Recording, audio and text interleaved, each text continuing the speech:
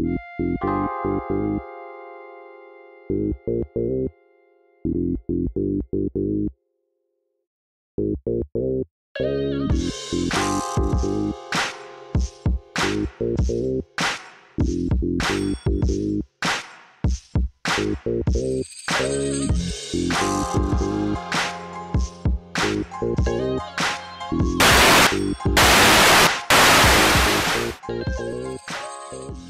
good? We going? Are we live? Hey everybody, this is Laugh and Stalk. I'm here for Ruin Your Day, obviously, and I'm here with Intuition. How are you doing? Doing well, thank you. You're obviously out supporting Back to Basics. Yeah. You're good friends with Avocado. Yeah. I feel like that's been established. Yeah. How often do you go to battle events anymore? I know you've never been a primary battle guy. Although you have battled in the past, there is a 2-on-2. Were you in a 2-on-2? That was a bootleg I saw back in the day. Yeah, so long ago, yeah. Probably. I was partners with this guy called 60 Cycle Hum, and then I was in one battle with my homie with one leg named Pat. I forget what his rap name was, though. Rapping Pat. Yeah, Pat. One-legged Pat. So you've never been a battle rapper, but you've been a LA rapper with ties to the scene. So it's coming out to events like this, seeing how much battle rap has grown. Can you feel the change since, you know, the early on LA days? Yes, absolutely. It's much bigger now, and people speak much faster and have much more complex bars, and I can't keep up with any of it, to be honest. Like, most of the time when people are cheering, I don't understand what just happened. Did No Can Do ever make a nest of your chest hair? No, I remember that. Shout out to, who said that? Disaster? Yeah, shout out to Disaster. That's funny. You and Avocado go back. And he came into the scene through battle rap. How did you guys meet? Because I feel like this will hopefully be an interesting and sexy story. It is both interesting and sexy. So back when the very first Battle of LA 1 was, I think they just battled in front of a wall on Crenshaw, right? Yeah. That was what it was called? Okay. That battle, I just pulled up. I used to ride a fixed gear bike. Shout out hipsterism. And I just pulled up with my shirt off. I was very fit at the time. It was like probably 2008 or 2007. And I rolled up because James, No Can Do, was battling Tony Madness. Yeah. And then they had a good battle. And I was like, I heard that Kyle was making a documentary called Fresh Coast, and I was like, man, you stupid for not putting me in Fresh Coast. I know all the battle stories, and everybody's going to talk about how dope everybody is. I'll talk about how whack fools are. I was like, I'll be the voice of dissension. But he didn't. Every story needs an asshole. Yeah, you got to have somebody going like, well, that's cool, but like this is cooler. But yeah, so he didn't put me in the documentary, and he was like, oh, you were kind of an asshole that day. I'm like, yeah, no shit, I'm always an asshole. And then that year at Scribble Jam, we got stuck waiting in the airport with him for like, we must have sat in the airport in Cincinnati for like 3 hours together or something. We found out that we lived a block away, and then we started hanging out all the time, and that's how we're good friends now. So logistics, location is really what kind of sparked the friend. Like, didn't spark it, but that's what kept the friendship going. Oh, in Los Angeles, it's all about logistics. It's true. Why is half a mile away a 20-minute drive?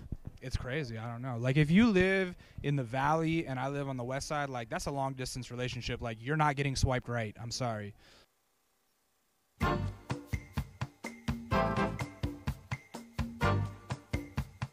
So Kyle's penis,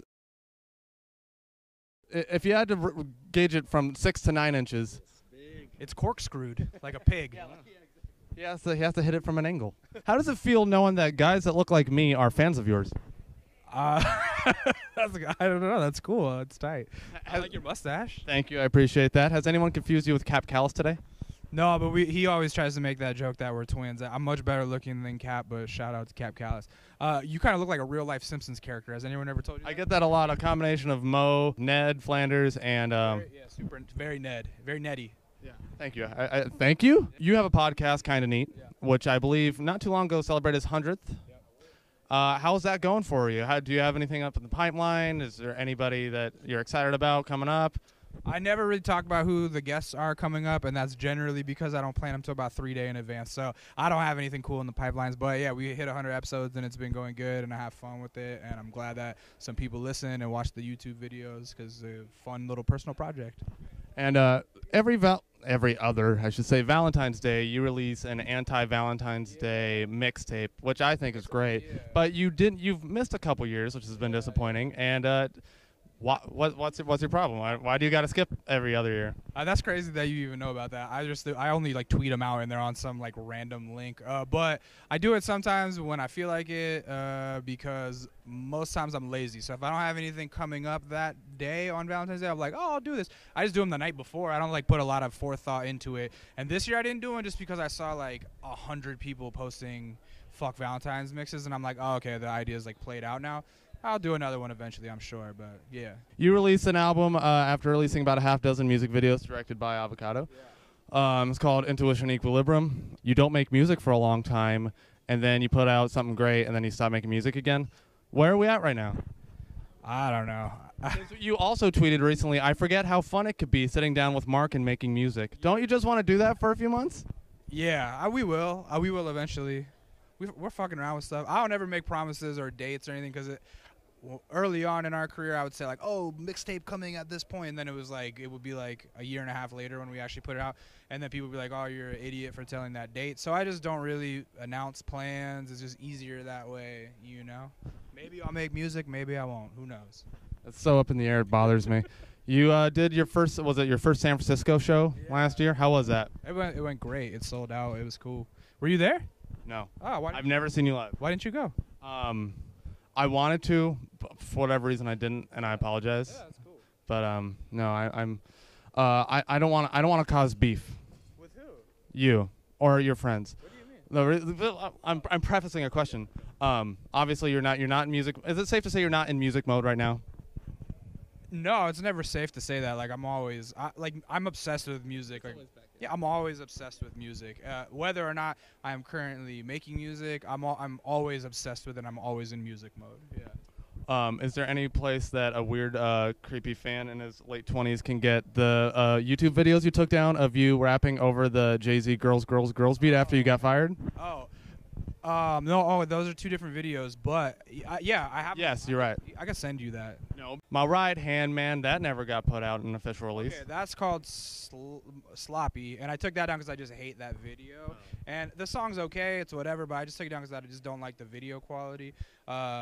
You're going very deep here, and so I'll send it to you. I'll get your email off of Kyle, and you can have it. But I just took it down because it was like a bootleg-ass video. But can you personally hear a difference in your songs before your tonsillitis and after? Oh, I can't even listen to anything I recorded pre-tonsils, so yeah, I hate it.